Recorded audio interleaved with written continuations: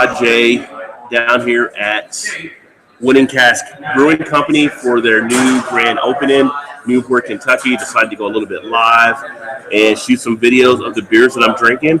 Actually met a new friend, Gary. Gary. So Gary's actually in from Pennsylvania, and your son actually works here as one of the bartenders or beer tenders. And so coming in to show support from another state. And he's actually enjoying some beers once his son fetches him another one. And figured he'd join us and talk about some of the beers he's really enjoying as well. But I am going to start out actually with a flight of beers. And I'm going to try to position the camera here. So these are the 4 that I'm starting out with right now. And get the camera back up here, right? It's always nice to have a tripod, right? It makes it a little easier. And the 4 I have a Kinda Light, I have the Girl Next Door, the Kentucky Farmhand, and the Pacific Time. Kinda Light is described as their light hybrid Girl Next Door blonde ale. Kentucky Farmhand, American Wheat Ale, and Pacific Time is their IPA. So those are the 4 that I'm actually beginning with here. And then I'm not sure what one did you have already? Kinda Light. And how'd you like that one? It's good. Kind of good, right? Yeah. So I'm going to go ahead and start this here with the Kinda Light, and then soon Gary should be able to get his other one, and then he can join me. We'll talk about that as well. But it has a very distinctive, typical lager type smell.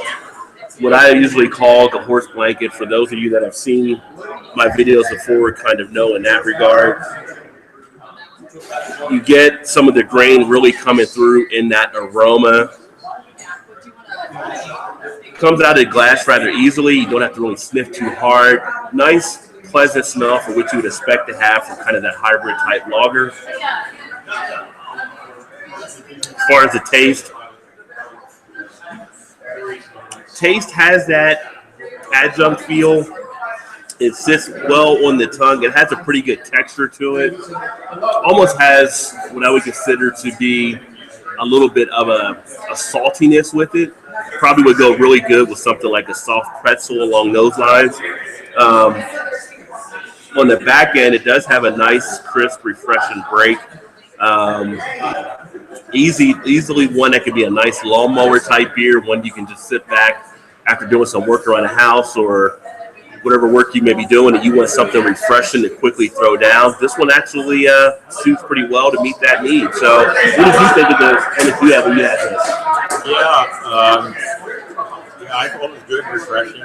Yeah. I could drink that all the time. Yeah, so you get home from what you're doing. It's a nice one you can just throw down pretty easily. And hit the couch and sit there and think about the day and relax. Right. And it's not going to hit you too heavily on this one. I forgot to. I don't have a menu in front of me. Let me go grab one. Okay.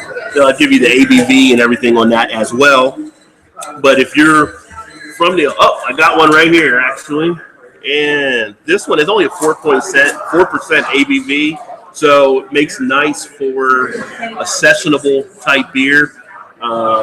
You could easily throw down 6 of these, and I think you'd still be pretty much okay. Don't quote me on that, because I don't want anybody getting in trouble. But I'm just saying, at 4% ABV, it's not going to knock you back too much on your keister, so to speak.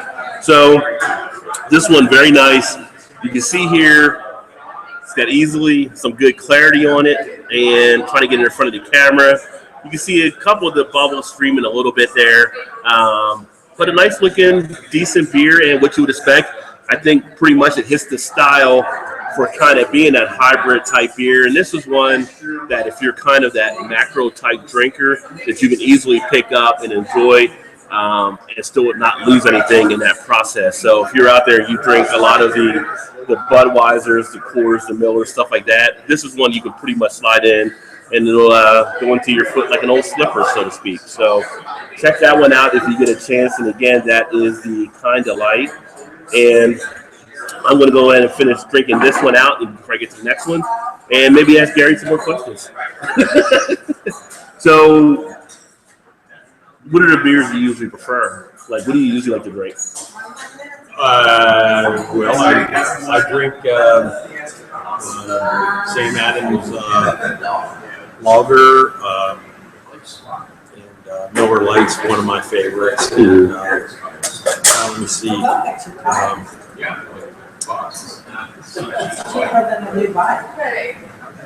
don't know. Okay. So more kind of the adjunct type beers, or kind of you kind of usually might like. That's a good word. Yeah. And nothing wrong with that, because you said you were just being kind of introduced into more of the craft beer. Yeah, being drafted into it. Yeah. So, right in front of your eyes, Gary's actually being baptized into some of the craft beer world. That's another good word. His son has brought him on board, so we're kind of getting him more involved so he can learn different beers he's looking to try and also enjoy. Now, also down here, they don't have anything set for food yet, but they actually paired up well with the food truck. So there is some nice food being released down here. As I saw a big plate come in with some nice stuff that looks in there pretty good.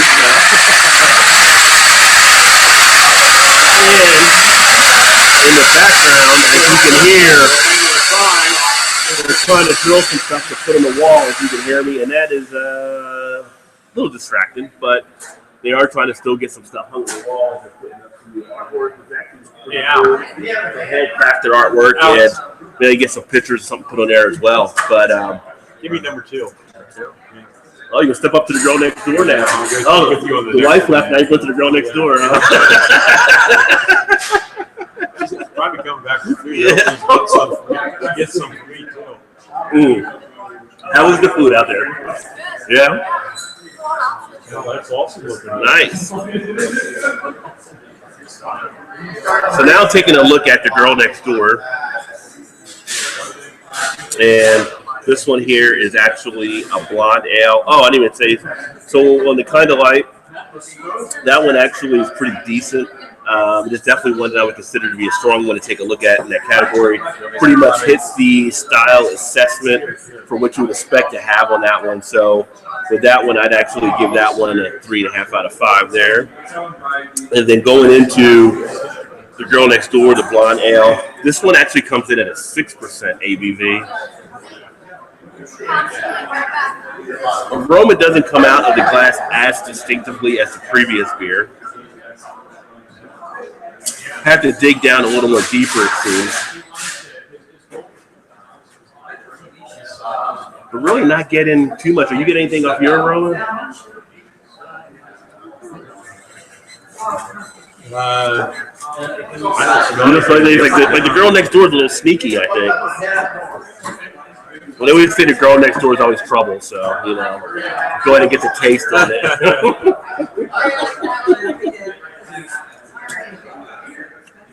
You do get a hit of the flavor on the taste of it. It gets on the tongue nice. It gets off the tongue to the roof of the mouth. Not overly carbonated. Carbonation is just very palatable. On the back end, not as dry or crisp. A little bit wet there, but it is getting into the cheek area, which is nice. So I'm getting some tingling sensation there.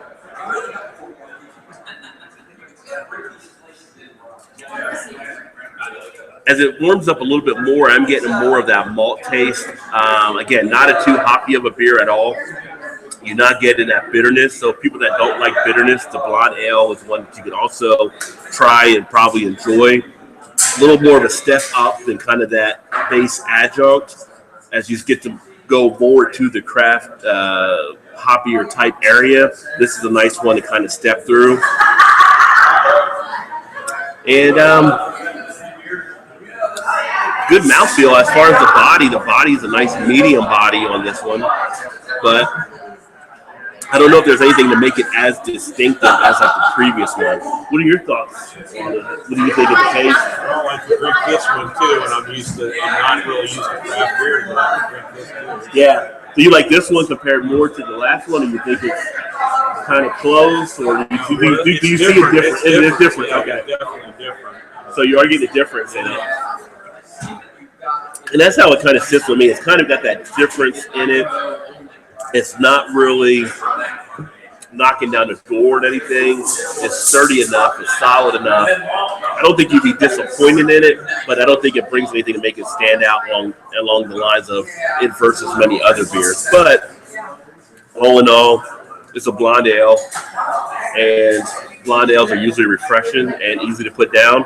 This one easily does that. So for me, this one is actually going to be a 3 out of 5. I don't know. What do you think? If you think that's fair, you think it's kind of like steady, middle of the road, or you think it's a little bit better or a little bit? I know some of the other varieties I don't like as much.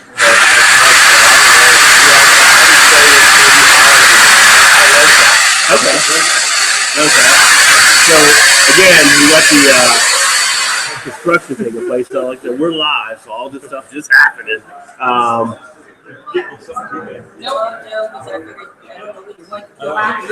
guys can see there. I can pull it on the chair. See, you went to the girl next door. She left you out. Yeah, she got me out. She didn't get me anything. You said she could be trouble. Yeah, that's why I try to warn people. Okay. Anything to eat out there? Oh, I'm good right now. Thank you. So again, this is the blonde ale winning cask. So 3 out of 5 is what I give this one.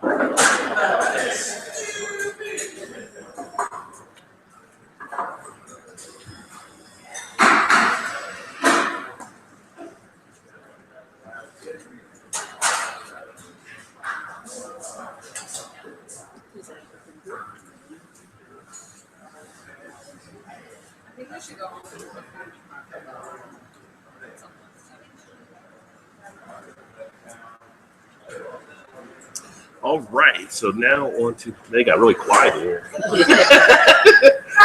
On to the third one, which is the Kentucky Farmhand. And as you can see that is definitely a little more cloudier, a little more hazier. This one is an American wheat ale, so this one comes in at 5.5% ABV. And the aroma on this one, well, I hope I don't spill it.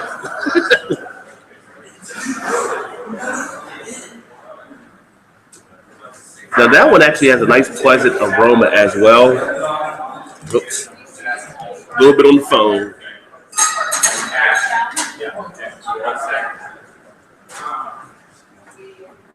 Kind of has a little bit of a floral type aroma.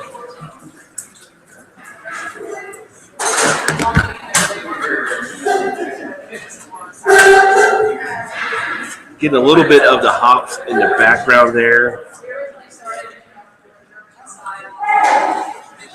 But not too much jumping out of the glass on this one.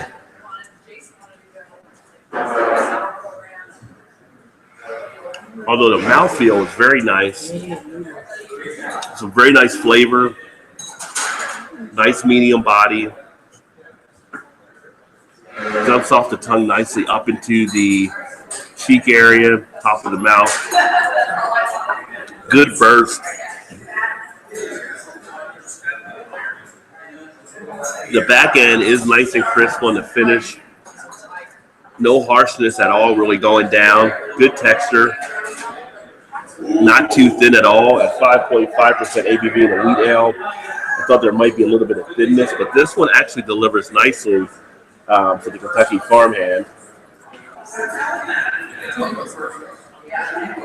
And you do get some of that floral presence in the hops from the taste of it as well. So be kind of curious to find out what hops they may have used here to kind of help it stand out a little bit more, give it a little bit more of that distinctiveness. It's really a nice, pleasant wheat ale.